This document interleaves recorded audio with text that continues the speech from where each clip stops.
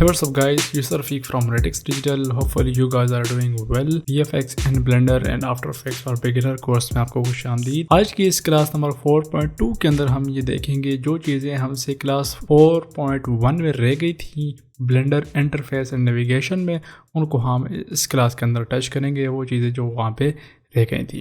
Class शुरू करने से पहले मेरी आप लोगों से गुजारिश है कि अगर आपने इस कोर्स की पिछली क्लासेस अभी तक नहीं देखी तो पहले जाकर उनको देखें ताकि आपको कोर्स सही तरीके से और एक तरतीब से समझ आए। तो सबसे पहले हम देखते हैं प्रॉपर्टीज़ पैनल। तो ये मेरे पास ब्लेंडर का एक डिफ़ॉल्ट जो है व्यू पोर्ट ओपन है, जिसमें हमारे पास एक क्यूब, एक लाइट और एक कैमरा जो है वो क्रिएटेड है।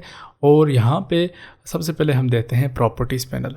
तो ये है आपके पास प्रॉपर्टीज़ पैनल और इसके अंदर जो भी चीज़ें आपको यहाँ पर मिलेंगी वो किसी ना किसी चीज़ की प्रॉपर्टीज़ होंगी, आप उनको चेंज कर सकते हैं।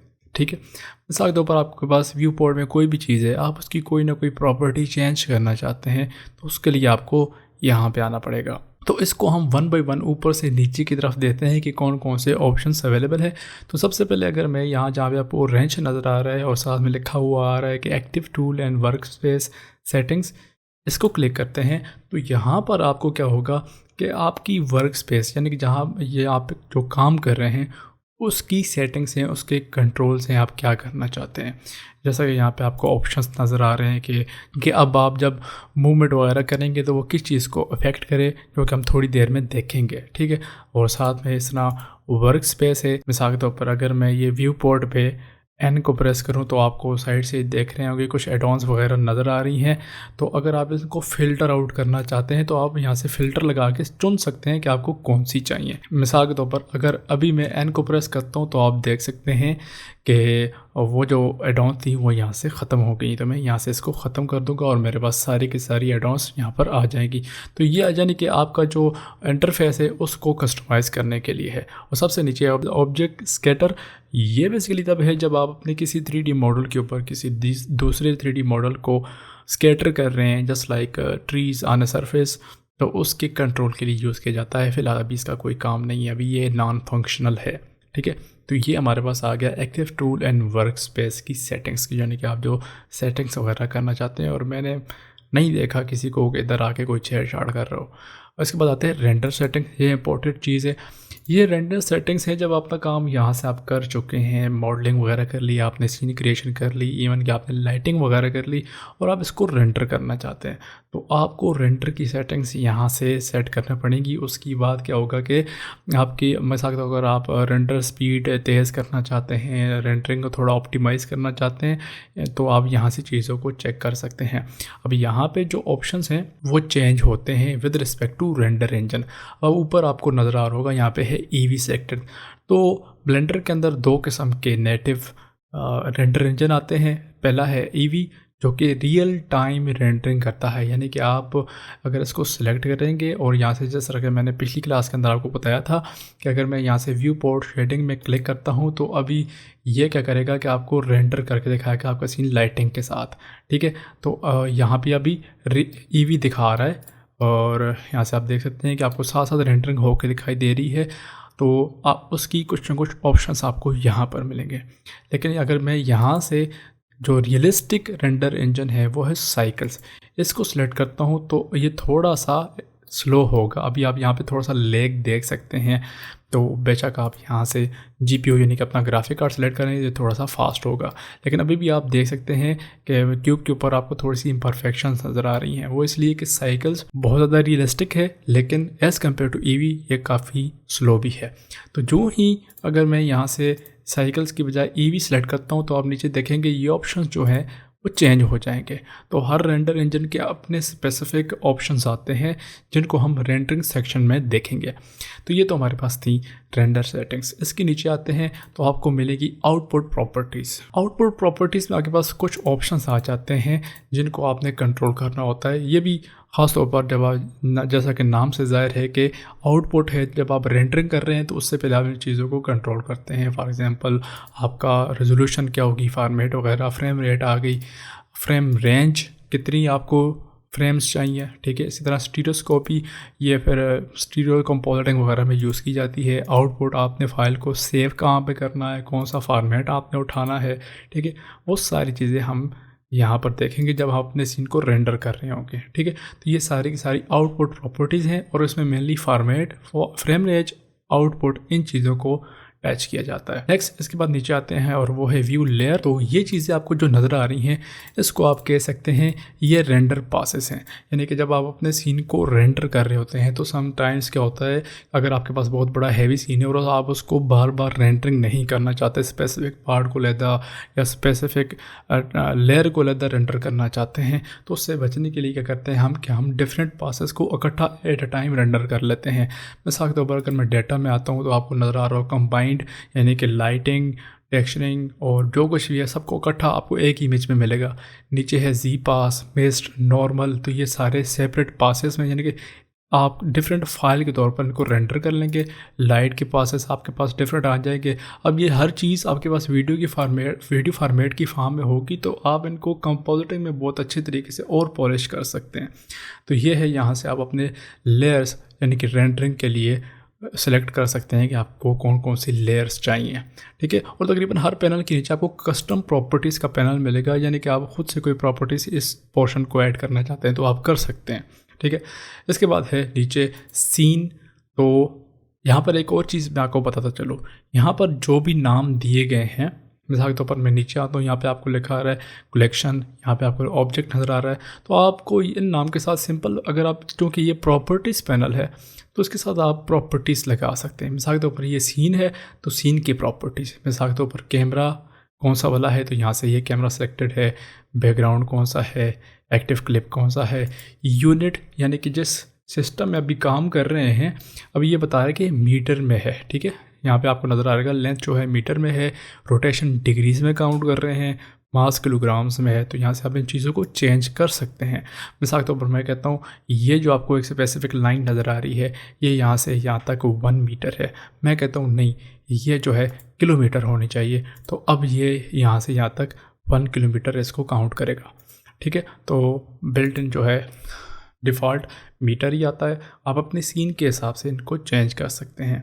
इसके बाद यहाँ पे आप नीचे देख सकते हैं ग्रेविटी की वैल्यू आप सेट कर सकते हैं। बाकी नीचे मज़ीद ऑप्शंस हैं जो कि आपके सीन का, यानी कि पूरा का पूरा आप जो सीन क्रिएट कर रहे हैं उसकी प्रॉपर्टीज़ अगर आप चेंज करना चाहते हैं तो यहाँ से आके चेंज कर सकते हैं। नीचे आते हैं, इसके बाद तो हमारे पास है वर्ल्ड प्रॉपर्टीज़। यहाँ से वर्ल्ड से मुराद ये है कि जब आप इसको रेंडर कर रहे होंगे, अभी हम रेंडर व्यू से देख रहे हैं तो आप देख रहे हैं कि हमें एक बैकग्राउंड में कलर नज़र आ रहा है जो कि ग्रे कलर है। वो उसकी वजह ये कि आपने यहाँ से कलर जो है वो ग्रे सेलेक्ट किया हुआ है। अगर मैं कलर कोई भी यहाँ से चेंज करता हूँ तो हमें बैकग्राउंड में वो कलर नज़र आएगा, ठीक है। तो ये यानी कि ये कलर आपके सीन को रोशन करेगा। यहाँ पे आप अपनी कोई इमेज भी लगा सकते हैं जिस तरह के HDRI वगैरह होती हैं। अब HDRI क्या होते हैं इसके ऊपर मैंने एक बड़ी डिटेल वीडियो बनाई है जो कि आप यहाँ से देख सकते हैं। तो मैं वापस इसको ग्रे कर लेता हूँ। इसके बाद नीचे आते हैं तो आपको कलेक्शन की प्रॉपर्टीज देखने को मिलती हैं। कलेक्शन जैसा कि मैंने आपको पिछली क्लास में बताया था कि ये फोल्डर लाइक होते हैं, एक फ़ोल्डर के अंदर आपको जो जो चीज़ें मिल रही हैं तो आप कलेक्शन को कंट्रोल कर सकते हैं यहाँ से आकर। मिसाल के तौर पर ये जो आपको कलेक्शन ऊपर नज़र आ रहा है, मैं चाहता हूँ आप फ़र्ज़ करें कि ये कंप्लीट हो चुका है, मैं इसको टच नहीं करना चाहता। यहाँ से मैं जो व्यू पोर्ट सेटिंग है इसको सॉलिड कर लेता हूँ, सॉलिड मोड। तो अब ये साथ साथ रेंडरिंग नहीं हो रही, तो मैं ये चाहता हूँ कि यहाँ से अगर मैं इसको सिलेक्ट करता हूँ यहाँ से मूव टूल, तो मैं जो है अब ये देख रहे हैं आपकी ये मूव हो रहा है। मैं चाह रहा हूँ कि नहीं ये कंप्लीट हो चुका है, इसको मैं नहीं चाहता कि ये कभी सिलेक्ट हो जाए। तो यहाँ पे आप देख सकते हैं कि अगर मैं इस कलेक्शन को सिलेक्ट करूँ तो ये बता रहा है कि ये सिलेक्टेबल है। अगर मैं इसको अनचेक कर दूँ तो अब आप इस कलेक्शन के अंदर जो भी चीज़ें होंगी उसको सिलेक्ट नहीं कर सकते क्योंकि आपने इसको इनएक्टिव कर दिया है। तो आप यहाँ से इसको सिलेक्ट करेंगे तो ये आप चीज़ों को सिलेक्ट कर सकते हैं। दूसरा आप साथ में देख सकते हैं कि डिसेबल एंड रेंडर्स, ठीक है। जब आप रेंडर करेंगे तो ये कलेक्शन नज़र ना आए। मैं भी कोई आप गाइड्स वगैरह क्रिएट करना चाहते हैं तो वो आप यहाँ से सिलेक्ट कर सकते हैं। होल्ड आउट बिल्कुल गायब करना चाहते हैं तो ये सारी की सारी प्रॉपर्टीज़ यहाँ पे आपको नज़र आ रही हैं, ठीक है। तो यहाँ से आप इनको फ़िल्टर आउट कर सकते हैं। और इसके बाद है नीचे ऑब्जेक्ट प्रॉपर्टीज़ में बेसिकली क्या है, जो ऑब्जेक्ट आपने सेलेक्ट किया हुआ है उसकी प्रॉपर्टीज़ आपको यहाँ पर नज़र आएंगी। मिसाल के तौर पर यहाँ पर है ट्रांसफॉर्म प्रॉपर्टीज़। मैं इसको अगर आप मूव करना चाहते हैं मूव कर सकते हैं, रोटेशन, स्केल, ये सारी आप यहाँ से कर सकते हैं। या फिर नीचे आते हैं तो कुछ रिलेशन है कि किस रिलेशन से काम करेगा। ये रिलेशन हम थोड़ी देर में जब हम आउटलाइनर को एक्सप्लेन कर रहे होंगे तो उसमें हम इस चीज़ को देखेंगे। बाकी है कलेक्शन, ठीक है, और साथ में इंटेंसिंग वगैरह सारी की सारी इसकी अपनी प्रॉपर्टीज़ हैं जो कि हम साथ साथ देखेंगे, ठीक है। इसके बाद है मॉडिफायर। मॉडिफायर जिस तरह नाम से ज़ाहिर है कि ये चीज़ों को मॉडिफाई करते हैं, स्पेशली उस केस में जब आप मॉडलिंग कर रहे हैं। और ये हम मॉडलिंग वाली क्लास के अंदर देखेंगे कि मॉडिफायर को किस तरीके से यूज़ किया जाता है। मिसाल देने के लिए अब जो कि मैंने क्यूब सेलेक्ट किया हुआ है, मैं यहाँ पे नीचे आता हूँ और यहाँ से मैं कर लेता हूँ वायर फ्रेम। तो आप देख सकते हैं कि इसने एजेस जो अब आपका क्यूब था उसको वायर फ्रेम में कन्वर्ट कर दिया है। अब ये आपको सिर्फ रेंडर करके इस तरह नहीं दिखा रहा, ये ऑब्जेक्ट बेसिकली हो ही गया है, एक वायर फ्रेम में कन्वर्ट हो गया है, ठीक है। तो इसने आपके ऑब्जेक्ट को मॉडिफाई कर दिया, इसीलिए इसको मॉडिफायर कहते हैं। और अगर आप इसको परमानेंटली अप्लाई करना चाहते हैं तो आप यहाँ से इसको अप्लाई कर सकते हैं और आप इसकी वैल्यूज़ को यहाँ से चेंज कर सकते हैं, ठीक है। तो मैं इसको यहाँ से हटा देता हूँ, ये मॉडिफायर्स हैं। इसके बाद नीचे आते हैं तो आपको नीचे मिलती हैं प्रॉपर्टीज़ पार्टिकल्स की। पार्टिकल्स नाम से ज़ाहिर है कि आप ये जो ऑब्जेक्ट सेलेक्ट किया हुआ है क्या इसे पार्टिकल एमिट करने चाहिए या नहीं। मिसाल के तौर पर अभी आपको यहाँ पे कुछ भी नज़र नहीं आ रहा, मैं इस क्यूब को सिलेक्ट करता हूँ और यहाँ से प्लस साइन जो है यहाँ पर क्लिक करता हूँ तो अभी इसकी देखें एमिटर है, ये बता रहा है कि यहाँ से पार्टिकल एमिट होंगे और सारी प्रॉपर्टीज़ उसकी यहाँ पर हैं। जिस तरह से नाम से ज़्यादा यहाँ प्रॉपर्टीज़ होती हैं। तो अगर मैं यहाँ से वीडियो को प्ले करूँ तो आप देख सकते हैं कि इस क्यूब में से पार्टिकल्स निकल रहे हैं, क्योंकि अब आपने इसको एक प्रॉपर्टी दे दी है कि ये पार्टिकल एमिटर के तौर पर काम करेगा, ठीक है। तो मैं यहाँ से इसको हटा देता हूँ क्योंकि अभी हमारे टॉपिक का हिस्सा नहीं है ये। नीचे आते हैं तो पार्टिकल्स के बाद आपको यहाँ पे नज़र आएगा फिज़िक्स। फिज़िक्स बेसिकली बताता है कि आपका ये ऑब्जेक्ट सिमुलेशंस में कैसे काम करेगा, ठीक है। या वो फोर्स फील्ड के तौर पर काम करेगा या फिर कोलिजन के तौर पर काम करेगा, मिसाल टकराने के लिए, सॉफ्ट बॉडीज़ के तौर पर, फ्लूइड के तौर पर, ये सारी की सारी प्रॉपर्टीज़ जब आप सिमुलेशन करते हैं तो आप उसकी सारी प्रॉपर्टीज़ आप यहाँ से डिफ़ाइन कर सकते हैं। और इवन के ऊपर बता रहा है कि ये क्यूब की प्रॉपर्टीज़ होंगी क्योंकि आपने क्यूब को सिलेक्ट किया हुआ है, ठीक है। तो ये फिज़िक्स प्रॉपर्टीज़ आ गई। इसके बाद नीचे आते हैं, आपको नज़र आता है कॉन्स्टेंट्स। कॉन्स्टेंट्स बेसिकली आप कह सकते हैं एक ऑब्जेक्ट की लिमिटेशन। अब कह सकते हैं कि जिस तरह वालिदैन बच्चों को कहते हैं कि आपने गली से बाहर नहीं लगाना, तो एक पाबंदी लगा रहे हैं, इसी तरह आप ऑब्जेक्ट्स के ऊपर भी कुछ कॉन्स्टेंट्स लगा सकते हैं।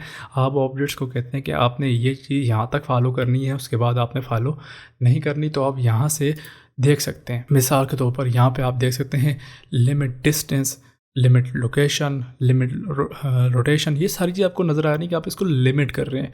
यहाँ पे आप देख सकते हैं फॉलो पाथ, तो आप एक लिहाज से ऑर्डर टाइप दे रहे हैं, तो आप कॉन्स्टेंट्स ऐड कर सकते हैं। अगेन ऊपर लिखा हुआ है क्यूब, तो आप जो भी कुछ लगाएंगे वो आपके क्यूब के ऊपर होगा। और ये जो आपको पैनल है ये with respect two objects change भी होते हैं। मिसाल के तौर पर अगर मैं यहाँ से कैमरा को सिलेक्ट कर लेता हूँ तो आप देख सकते हैं काफ़ी कुछ गायब हो गया है, ठीक है। और यहाँ से मैं लाइट को सिलेक्ट करता हूँ तो यहाँ कैमरा की बजाय लाइट आ गई है, और यहाँ से मैं फिर क्यूब को सिलेक्ट करता हूँ तो फिर से क्यूब आ जाएगा। नेक्स्ट इसके नीचे है डेटा।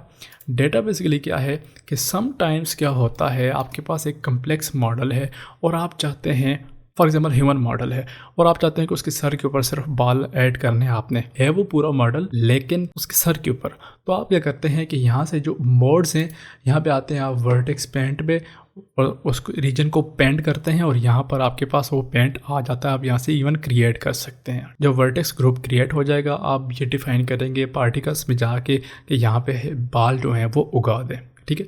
तो ये डेटा प्रॉपर्टीज़ आ जाएंगी। यहाँ पे शेप्स कीज़ हैं, आई थिंक यहाँ पे आप जो है वो ब्लेंड शेप्स क्रिएट कर सकते हैं। अभी तक मैंने यहाँ पे काम नहीं किया लेकिन मुझे लगता है यही है।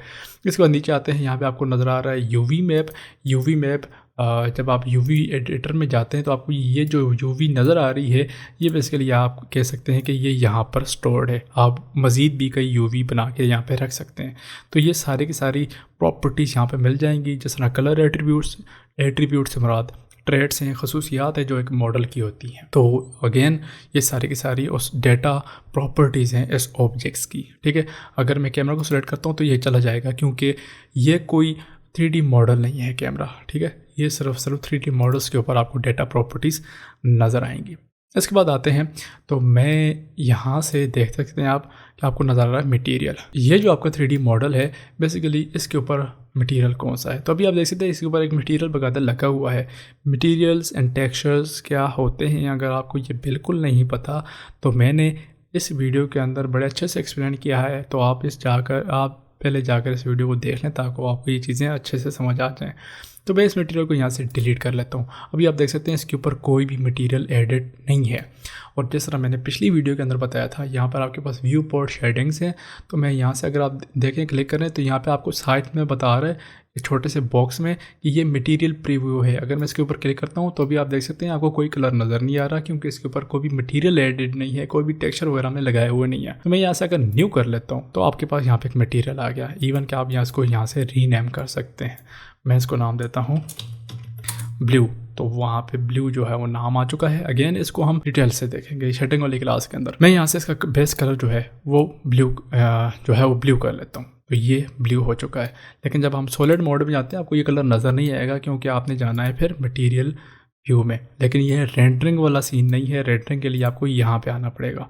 तो ये डिफरेंट, जिस तरह मैंने पिछली क्लास के अंदर ही बताया था कि ये जो आपका व्यू पोर्ट है वो कैसे नज़र आना चाहिए, ठीक है। तो मैं यहाँ से इस मटेरियल को डिलीट कर लेता हूँ, और अब हम सिलेक्ट करते हैं थोड़ा सा लाइट को। तो यहाँ आपके पास लाइट की प्रॉपर्टीज़ आ जाएंगी, ठीक है, कि यह जो आपके पास लाइट है वो पॉइंट लाइट है, सन लाइट होनी चाहिए, स्पॉट लाइट होनी चाहिए, एरिया लाइट होनी चाहिए, और उसकी प्रॉपर्टीज़ क्या है, रेडियस कितना होना चाहिए, कितनी रोशन होनी चाहिए, इवन के कलर कौन सा होना चाहिए, ये सारी प्रॉपर्टीज़ आप यहाँ से कंट्रोल कर सकते हैं। इसके बाद हम अगर कैमरा को सिलेक्ट करें तो अब आपके पास कैमरा प्रॉपर्टीज़ आ जाएंगी कि कैमरा की टाइप कौन सी है, उसका फोकल लेंथ कितना है, यूनिट कौन से होनी चाहिए, और इसकी जो शिफ्टिंग है वो कैसी होनी चाहिए। और यहाँ पर एक बात और है कि क्लिपिंग कौन सी है और उसकी क्लिपिंग क्या होनी चाहिए। क्लिपिंग बेसिकली क्या है ये हम थोड़ी देर में देखेंगे ताकि चीज़ें कंफ्यूज ना हो जाए। तो यहाँ पर डेप्थ ऑफ फील्ड और बाकी ये सारी चीज़ें आपके पास, यहाँ कि आप सेंसर जो है यहाँ से मैच करवा सकते हैं। तो ये कैमरा की प्रॉपर्टीज़ आ जाएंगी। जैसा कि मैंने बताया कि जो चीज़ आपने सिलेक्ट की होगी उसकी प्रॉपर्टीज़ आपके पास आ जाएंगी। इसके बाद सबसे आखिर में रह जाता है और वो है यहाँ पर टेक्सचर। टेक्सचर बेसिकली क्या है कि फॉर एग्जांपल आप कोई अपनी तस्वीर, अपने पास कोई तस्वीर है आपके जो इस मॉडल के ऊपर लगाना चाहते हैं, या उस तस्वीर के हिसाब से आप मॉडल को डिफॉर्म करना चाहते हैं, उसमें बिगाड़ पैदा करना चाहते हैं, तो आप यहाँ से अपना जो इमेज है उसको इंपोर्ट कर सकते हैं। या फिर आप यहाँ पे आप देख सकते हैं कि अगर मैं यहाँ पे न्यू क्लिक करता हूँ अब आपसे कहेगा कि वो आपकी इमेज कहाँ पर है। अगर आपके पास इमेज नहीं है तो आप यहाँ से कुछ और नॉइज़ वगैरह क्रिएट कर सकते हैं जो कि आपको यहाँ पर नज़र आ रहा है। आप जो भी तब्दीली करेंगे आपको फिलहाल तो उधर नज़र नहीं आएगा, लेकिन मिसाल के तौर पर मैं वैसे ही बात करता हूँ कि मैं यहाँ पे जाता हूँ, इस मॉडल को सिलेक्ट करता हूँ। अब ये देख सकते हैं मॉडिफायर आ चुका है, ठीक है। और यहाँ से मैं टेक्सचर को नाम देता हूँ क्लाउड्स, और यहाँ से मैं मॉडिफायर में जाता हूँ और इसके ऊपर मैं एक मॉडिफायर लगाता हूँ डिस्प्लेस का, यानी कि इसको थोड़ा सा तब्दील करें। अच्छा, ये जो मॉडिफायर हैं यहाँ से आप इनको ऑन ऑफ कर सकते हैं यहाँ पे व्यू पोर्ट में, और ये रेंडरिंग में है, ठीक है।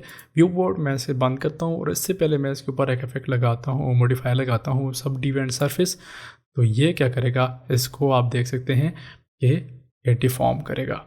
तो इसको उठा के मैं डिस्प्ले से पहले लगा लेता हूँ। इसमें क्या है कि सब डिवेंट सरफेस आपके 3D मॉडल में रेजोल्यूशन हाई करता है। मैं इसको और करता हूँ तो जब तक मैं इस तरह लेवल बढ़ाता रहूँगा ये हाई रेजोल्यूशन होती जाएगी। इसमें आप देख सकते हैं कि नंबर ऑफ पॉलीगॉन्स जो हैं वो इंक्रीज़ हो रही हैं। अगर मैं यहाँ से डिस्प्लेस को लगा लेता हूँ तो आप यहाँ पे देख सकते हैं कि इसमें थोड़ा सा तब्दीली आ गई है। यहाँ से मैं मिड लेवल को कम कर लेता हूँ, स्ट्रेंथ को इंक्रीज या डिक्रीज़ करता हूँ, तो आपको इतना कोई फ़र्क नज़र नहीं आ रहा होगा। लेकिन जो ही मैं टेक्सचर में जाता हूँ, क्लाउड्स में आता हूँ, तो आप देख सकते हैं हमने क्लाउड जो है वो उसके ऊपर लगा लिया है। अब यहाँ से आप क्लाउड्स की जो प्रॉपर्टीज़ हैं उसको छोटा या बड़ा करेंगे। मैं इसका स्केल जो है वो छोटा बड़ा कर रहा हूँ तो आपका 3D मॉडल इस टेक्सचर के हिसाब से तब्दील हो रहा है। तो इस तरह से जो भी टेक्सचर आप मज़ीद टेक्सचर ऐड करना चाहते हैं वो सारे के सारे यहाँ पर आ जाएंगे। मैं इसको यहाँ से डिलीट कर लेता हूँ। अभी कोई भी टेक्सचर एडिट नहीं है, इवन कि मैं इन दोनों को यहाँ से हटा देता हूँ तो हमारे पास सिंपल वो क्यूब वापस आ चुका है। तो ये था हमारे पास प्रॉपर्टीज़ पैनल जिसमें आप चीज़ों की प्रॉपर्टीज़ को चेंज कर सकते हैं। अब हम जाते हैं ऊपर आउटलाइनर में कि ये आउटलाइनर में जो चीज़ें हमसे रह गई थी वो क्या थी। तो सबसे पहली बात यह है कि अगर मैं इस कलेक्शन को ऊपर करता हूँ तो आपको हर ऑब्जेक्ट के सामने यहाँ पर कुछ ऑप्शंस नज़र आएंगे। सबसे पहले हम कलेक्शन को देखते हैं। तो कलेक्शन के सामने आपको ये जो चेक बटन नज़र आ रहा है, अगर मैं इसको अनचेक कर दूँ तो आप वो इस कलेक्शन के अंदर जो भी चीज़ें होंगी वो सारी की सारी निकल जाएंगी, यानी कि वो आपको बिल्कुल नज़र ही नहीं आएगा, ना ही वो रेंडर वगैरह होगा क्योंकि आपने इसको डिसेबल कर लिया है। अगर मैं इसको इनेबल करता हूँ आपको ये सारी चीज़ें नज़र आ जाएंगी। इसके बाद ये जो आँख नज़र आ रही है तो इस आँख का मतलब है कि व्यू पोर्ट में आपको नज़र आए या नहीं आए, तो आप इसको बंद कर सकते हैं। और उसका दूसरा तरीका ये कि आप अपने ऑब्जेक्ट को सिलेक्ट करें और कीबोर्ड के ऊपर एच को प्रेस कर देंगे तो ये हाइड हो जाएगा, ठीक है। तो आप इसको यहाँ से फिर से ऑन कर सकते हैं। और ये जो कैमरा नज़र आ रहा है इसका मतलब ये है कि इसको आप रेंडर नहीं करेंगे। कैमरा का मतलब रेंडर समझ लें कि इसको रेंडर नहीं करना। ये एक तो ये हो गया स्विचेस। अब ये जो आपको ऑब्जेक्ट्स नज़र आ रहे हैं इसमें आप फ़िल्टर्स क्रिएट कर सकते हैं। अगर आप यहाँ पर आएंगे, यहाँ पे फ़िल्टर पे क्लिक करेंगे तो आपको बताएगा कि कौन कौन सी चीज़ें नज़र आनी चाहिए, कौन सी चीज़ें नज़र नहीं आनी चाहिए। तो आप उन सब चीज़ों को यहाँ से चेक या अनचेक, मैं कलेक्शन को क्लिक करता हूँ तो आपको कलेक्शंस का फोल्डर वाला पोर्शन नज़र नहीं आ रहा, डायरेक्ट जो है आपको ऑब्जेक्ट्स नज़र आ रहे हैं। तो मैं चाहता हूँ नहीं, कलेक्शंस भी नज़र आए, ऑब्जेक्ट्स नज़र नहीं आएंगे, ठीक है, क्योंकि ऑब्जेक्ट को मैंने अनचेक कर दिया। तो ये सारी चीज़ें आप यहाँ से देख सकते हैं। एक और बात कि अगर ये जो ऑब्जेक्ट्स है इसके सामने आपको ये ग्रीन कलर के जो बटन्स हैं वो दिखाई दे रहे हैं। अगर मिसाल के तौर पर मैं कैमरा के ऊपर क्लिक करता हूँ तो कैमरा की प्रॉपर्टीज़ ओपन हो जाएंगी। इवन कि यहाँ पे मैं क्लिक करता हूँ तो यहाँ पे डेटा प्रॉपर्टीज़ आ जाएंगी। लाइट के ऊपर क्लिक करता हूँ तो लाइट की प्रॉपर्टीज़ डायरेक्ट यहाँ पे आ जाएंगी बहुत ही जल्दी तरीके से। तो ये था हमारे पास आउटलाइनर। और यहाँ पे अब हम एक और चीज़ देखते हैं, ऑब्जेक्ट्स के रिलेशन। मिसाल के तौर पर ये जो आपको नज़र आ रहा है ना, ये कलेक्शन है और कलेक्शन के अंदर ये 3 ऑब्जेक्ट मौजूद हैं। मैं क्या करता हूँ कि इस ऑब्जेक्ट को मैं डुप्लीकेट करता हूँ। तो डुप्लीकेट करने का तरीका क्या है ब्लेंडर के अंदर कि अगर आप शिफ्ट डी को प्रेस करेंगे, आउटलाइनर में देखें तो आपको 2 क्यूब नज़र आ रहे हैं, क्यूब और क्यूब 001। तो इसका मतलब है कि 2 क्यूब क्रिएट हो गए हैं। अगर मैं यहाँ पे राइट क्लिक कर लेता हूँ तो 2 क्यूब सेम पोजीशन में आ जाएंगे। लेकिन अब आप ये भी देख सकते हैं कि सेम लाइक ग्रेब जो आप कमांड देते हैं उसी तरह का मौजूद है। इसका मतलब ये है कि अगर मैं इसको मूव करवाता हूँ तो आप देख सकते हैं 2 ऑब्जेक्ट्स आ चुके हैं। तो सिंपल मैं अगर एक्स को प्रेस करूँ तो ये एक्स एक्सेस में, वाई को प्रेस करूँ तो वाई एक्सेस में मूव करेगा या फिर जेड एक्सेस में। तो ये मूव करके 2 सेम ऑब्जेक्ट आपके पास आ गए हैं। अब ये 2 डिफरेंट ऑब्जेक्ट्स हैं। मैं इसको रीनेम भी कर सकता हूँ। अगर मैं इसको नाम दूँ 02 या 01, कुछ भी आप नाम देना चाहते हैं तो आपके पास नाम आ जाएगा, ठीक है। आप इस तरीके से रीनेम कर सकते हैं। आप इसको डबल क्लिक करेंगे रीनेम कर सकते हैं, या उस ऑब्जेक्ट को सिलेक्ट करके कीबोर्ड के ऊपर F2 को प्रेस करेंगे तो आप इसको रीनेम कर सकते हैं। और इसकी मज़े की बात यह है कि अगर आप यहाँ पर हैं F2 प्रेस करेंगे तो यहाँ पर रीनेम कर सकते हैं, और अगर आपका माउस या कर्सर यहाँ पर है तो आप F2 को प्रेस करेंगे तो जहाँ पर आपका कर्सर होगा वहाँ पर आप इसको रीनेम कर सकते हैं। तो जब आप डुप्लीकेट करेंगे तो 2 ऑब्जेक्ट्स क्रिएट हो जाएंगे। लेकिन फर्ज करें आपके पास एक पौधा है और आप चाहते हैं कि नहीं मल्टीपल पौधे, यानी कि आप सीन को फिल करना चाहते हैं, और जितना आपकी ऑब्जेक्ट्स की तादाद बढ़ेगी डेफिनेटली कैलकुलेशन बढ़ेगी और आपकी रेंडरिंग या वर्किंग स्पीड कम हो जाएगी क्योंकि कैलकुलेशन बहुत ज़्यादा हो रही है। तो उसके लिए आप इंस्टेंस क्रिएट कर सकते हैं, और उसका तरीका ये है कि आप कीबोर्ड के ऊपर शिफ्ट डी के बजाय, जो कि डुप्लीकेट करता है, आप अगर आल्ट डी को प्रेस करेंगे तो एग्जैक्टली वैसा ही काम करेगा। इवन कि आपको आउटलाइनर में एक दूसरा ऑब्जेक्ट भी नज़र आएगा। लेकिन अगर इसको ड्रैग करके साइड की तरफ लेकर आता हूँ या फिर मैं वाई एक्सिस में करीब लेकर आता हूँ तो ये अब आप देख सकते हैं 2 ऑब्जेक्ट्स हैं। तो आप कहेंगे कि यार ये तो सेम वही चीज़ है जो कि डुप्लीकेशन है, लेकिन थोड़ा सा फ़र्क है कि ये इसी की कॉपी है। इसके ऊपर जितना भी मटेरियल वगैरह लगा होगा वो इसके ऊपर भी नज़र आएगा। ये चीज़ आपने ज़हन के अंदर रखनी है, यानी कि इसी की रिफ्लेक्टेड कॉपी है। आप इसको जितनी बार जो है ALT या इंस्टेंस क्रिएट करते जाएंगे उससे क्या होगा कि आपकी जो रेंडरिंग कैलकुलेशन है वो कम से कम होगी। ये दोनों आप कह सकते हैं एक ही ऑब्जेक्ट है, बस वो आपको दिखा रहा है कि 2 ऑब्जेक्ट हैं। इसको प्रूफ करने के लिए अगर मैं कीबोर्ड के ऊपर टैब को प्रेस करके ऑब्जेक्ट मोड में जाता हूँ, यहाँ से फेस सिलेक्शन में जाते हैं और मैं यहाँ से इस फेस को सिलेक्ट करता हूँ और जी प्रेस करके अगर मैं इसे मूव करता हूँ तो आप देख सकते हैं कि दोनों सेम मूवमेंट कर रहे हैं। उसकी वजह ये है कि ये दोनों सेम ऑब्जेक्ट ही हैं, ठीक है। और अगर मैं फेस ऑब्जेक्ट मोड में जाता हूँ, और मज़े की बात ये है कि मैं इसको इंडिविजुअली रोटेट करवा सकता हूँ और इसको इंडिविजुअली रोटेट करवा सकता हूँ, लेकिन ये दोनों सेम चीज़ें हैं। ये बात आपने ज़हन के अंदर रखनी है कि ये अब इसका इंस्टेंस जो है वो क्रिएट हो चुका है। तो ये जब आप लार्जर सीन क्रिएट करते हैं और सेम अगर ऑब्जेक्ट्स को आप डुप्लीकेट बार बार करवाना चाहते हैं, तो कैलकुलेशन इंक्रीज़ करने के बजाय डिक्रीज़ करना चाहते हैं, तो आप ये तरीका अपना सकते हैं। अब एक और चीज़ कि मैं इसको शिफ्ट डी करके एक्स एक्सिस या वाई एक्सिस में साइड की तरफ लेके जाता हूँ, ठीक है। फॉर एग्जांपल ये दोनों एक ही किसी ऑब्जेक्ट का ऐसा है, जिस तरह ये सर हो गया और ये हाथ हो गए एक ही मॉडल के। समटाइम आप मॉडल्स डाउनलोड करते हैं और वो डिफरेंट पोर्शंस में होते हैं। मैं ये चाहता हूँ कि मैं अगर इसको मूव करूँ तो साथ में ये भी मूव करके जाए। तो ब्लेंडर में जब आप मल्टीपल ऑब्जेक्ट को सिलेक्ट करते हैं तो आप इनको पेरेंट भी कर सकते हैं, यानी कि एक ऑब्जेक्ट दूसरे की इंस्ट्रक्शंस को फॉलो करेगा। और उसका तरीका ये है कि जब आप सिलेक्ट कर रहे होते हैं ऑब्जेक्ट्स को, ये जो लाइट नज़र आ रही है इसको मैं डिलीट कर लेता हूँ, साथ में कैमरा जो है इसको भी डिलीट कर लेता हूँ। तो ये आपके पास दो ऑब्जेक्ट्स हैं। अगर मैं दोनों को सिलेक्ट करता हूँ तो आप एक बात ज़हन में रखें कि ये दो ऑब्जेक्ट सिलेक्टेड हैं, इनका कलर जो है वो सेम नहीं है। अगर मैं जो ऑब्जेक्ट सबसे लास्ट में सेलेक्ट होगा उसको blender as a active object के तौर पर लेगा, ठीक है।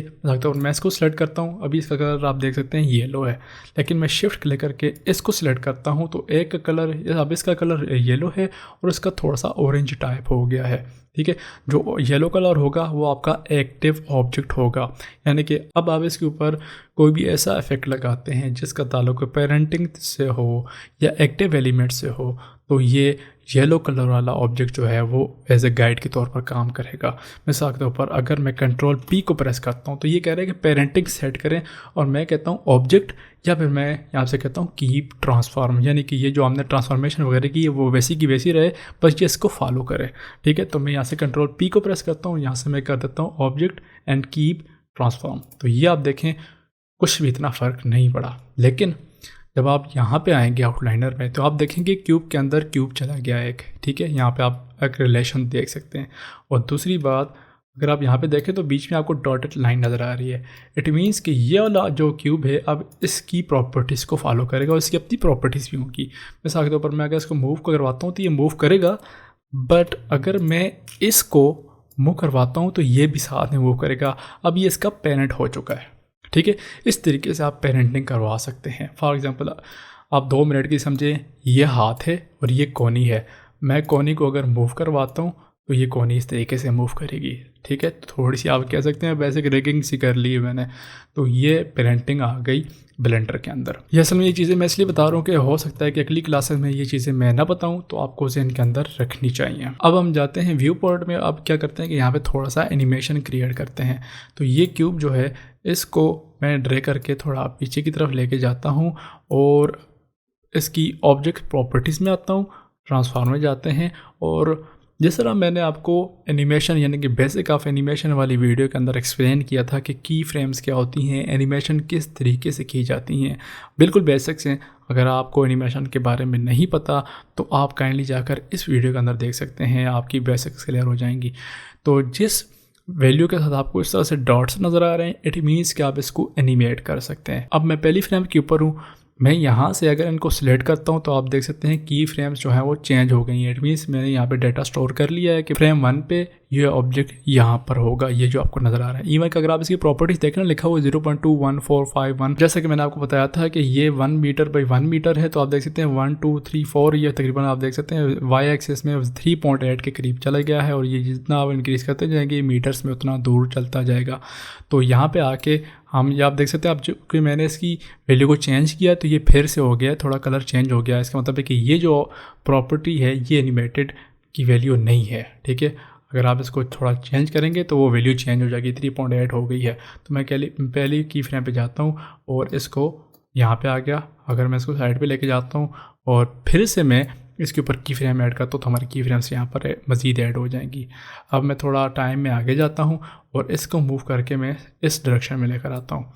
और एक दूसरा तरीका ये है कि मिसाल के तौर पर मैं इसको यहाँ पे लेकर आ गया और मैं कीबोर्ड के ऊपर आई को प्रेस करता हूँ, तो अब आप कहेगा कि की फ्रेम ऐड करनी है। अच्छा, कहाँ पे ऐड करनी है? तो आपके पास पूरी एक लिस्ट आ जाएगी, ठीक है, पूरी एक लिस्ट आ जाएगी। और आप एक चीज़ देखेंगे कि यहाँ पर हमने सिर्फ लोकेशन के ऊपर की फ्रेम्स दी हैं, तो मैं आई प्रेस करूँगा और ये कहूँगा यार लोकेशन के ऊपर की फ्रेम डाल दो, तो उसने एक लोकेशन के ऊपर की फ्रेम डाल दी है।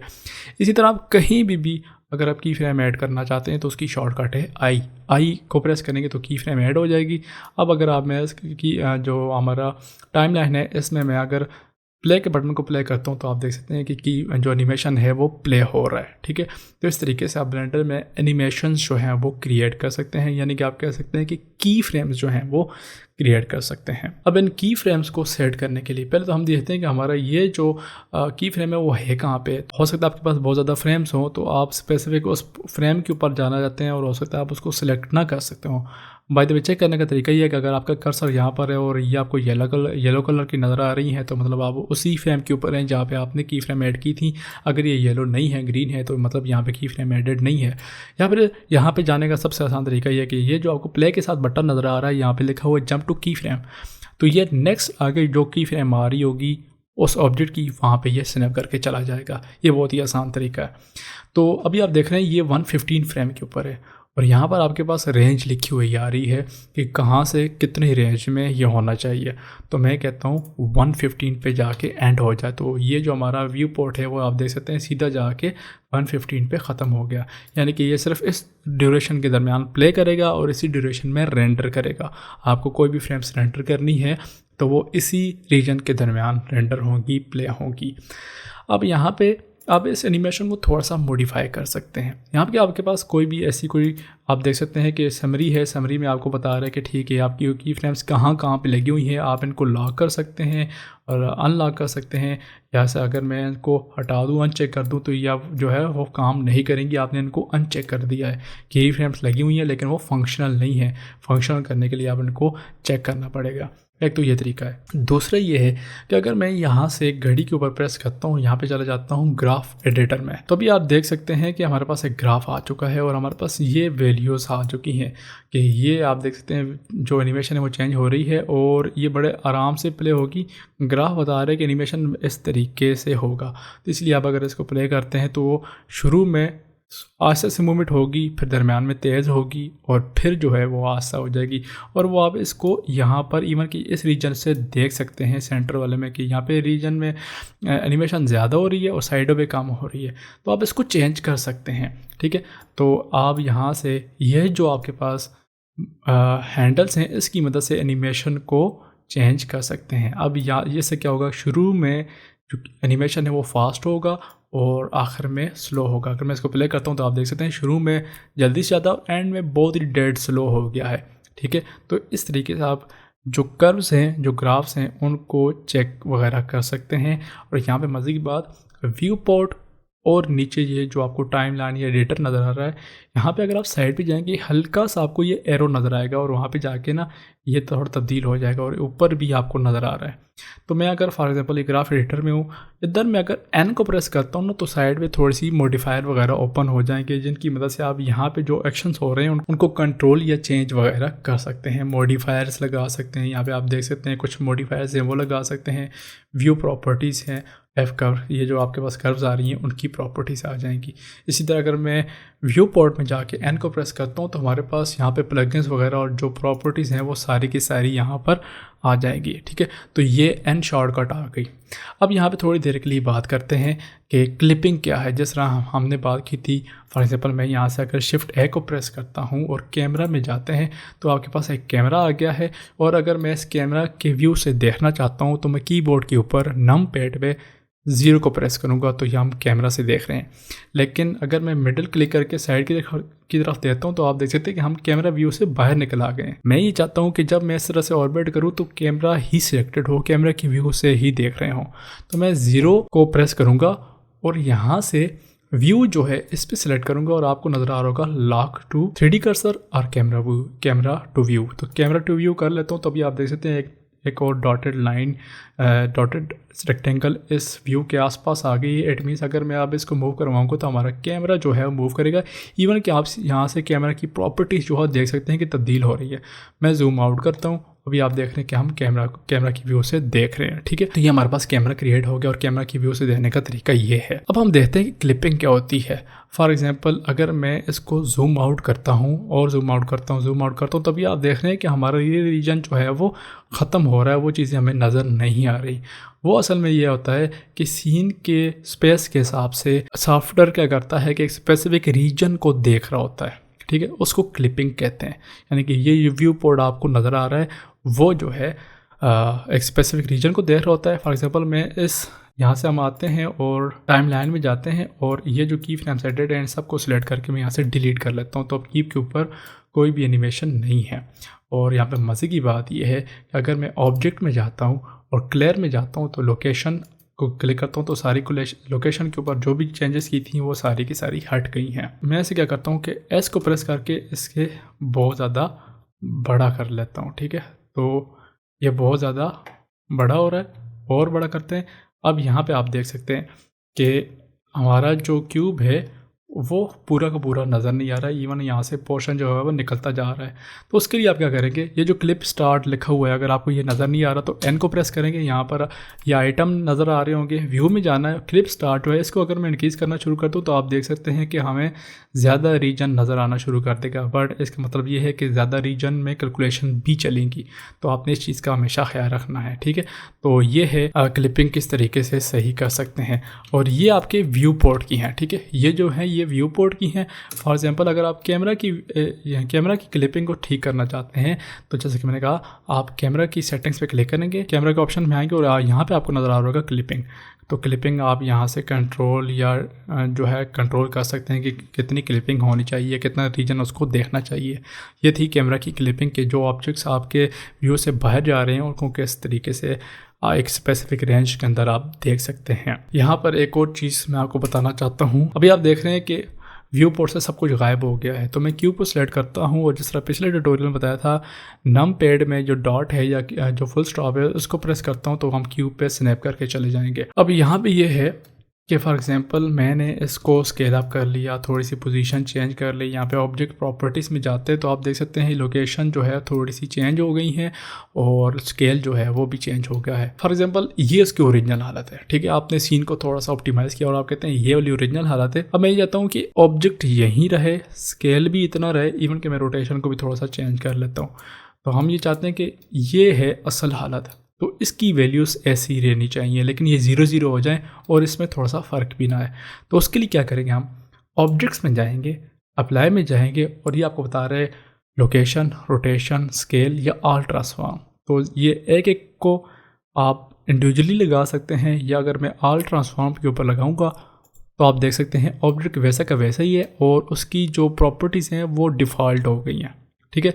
तो ये तरीका है कि आप जो आपने ट्रांसफॉर्मेशन लगाई है उसको अप्लाई कर सकते हैं और वो वापस उसी वैल्यू में आ जाएंगी और जो आपने चेंजेस की हैं वो चेंज नहीं होगी। तो ये एक तरीका है कि आप किस तरीके से जो आपने चेंजेस किए हैं वो लगा सकते हैं। अब हम जाते हैं, ये जो हमने व्यू पोर्ट शेडिंग देखी थी इसके साथ अगर आप क्लिक करेंगे तो आपको थोड़ा सा और दिखाएगा कि ये जो आपको व्यू पोर्ट नज़र आ रहा है वो कैसे नज़र आए। तो मैं इसके ऊपर क्लिक करता हूँ तो आपको बता रहा है स्टूडियो है, मेडकैप है और फ्लैट है।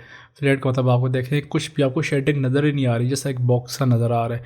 आप इस तरीके से देखना चाहते हैं। मेडकैप तरीका है, स्टूडियो है, ऑब्जेक्ट है, एट्रीब्यूट्स है, यानी कि जो आपने एट्रीब्यूट लगाए हुए हैं, सिंगल, रैंडम। तो रैंडम का मतलब ये है कि आप डिफरेंट ऑब्जेक्ट्स क्रिएट करते जाएंगे, उनका कलर जो है वो चेंज होता जाएगा, ठीक है। तो आपके पास देख सकते हैं डिफरेंट ऑब्जेक्ट्स आ गए एंड सब ऑब्जेक्ट्स का जो है आप कह सकते हैं मटेरियल डिफरेंट लगाया हुआ है। तो मैं यहाँ से इधर जाता हूँ, अगर मैं मटेरियल के ऊपर क्लिक करूँगा तो सबके कलर अलग हो जाएंगे, ठीक है। और मज़े की बात यह है कि अगर मैं रैंडम के ऊपर क्लिक करता हूँ, यहाँ से हम कैविटी को सिलेक्ट करते हैं तो उनके एजेस बड़े मज़े से नज़र आ रहे हैं, ठीक है। तो ये बड़ा अच्छा तरीका है अगर आप इस तरीके से देखेंगे और देख रहे होंगे जब आप मॉडलिंग वगैरह कोई कर रहा है तो अक्सर आपको ये व्यू पोर्ट देखने को मिल रहा होगा। तो ये डिफरेंट तरीके हैं, यहाँ से आप चाह के डिफरेंट जो है वो तरीके लगा सकते हैं, डिफरेंट आइडिया राय वगैरह जो आपके लाइट को इल्यूमिनेट कर रहे हो, ठीक है। अब ये रेड कलर के हो गए हैं, बस अलबत्ता ये रेड कलर के नहीं हुए, ये रेड कलर की लाइट से इल्यूमिनेटेड हैं। तो आप इनको यहाँ से चेंज कर सकते हैं, ठीक है। ये नॉर्मल्स आ गए, यहाँ पे डिफरेंट लाइट सेटअप आ गए, ठीक है। और यहाँ से फ्लैट में जाएंगे तो ज़ाहिर सी बात है आपको कुछ ऐसा नज़र नहीं आएगा, ठीक है।